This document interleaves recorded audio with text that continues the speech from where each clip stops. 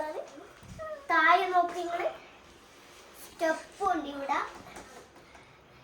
ഇന്ത്യയിലും ഉണ്ടാവും ഇങ്ങനത്തെ റൂം, നാട്ടിലുണ്ടാവും ഇങ്ങനത്തെ റൂം. അയാൻ വെൽത്താണ്, 2 സാധനം വെച്ചിട്ടാണ്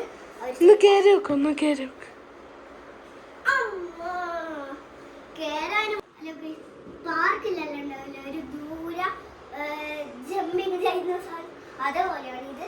കേറാനും പറ്റും, തുള്ളുമ്പാണ് കേറാൻ പറ്റും. നല്ല രസമുണ്ട്. അപ്പൊ നമുക്ക് സാധനങ്ങൾ കാണാം.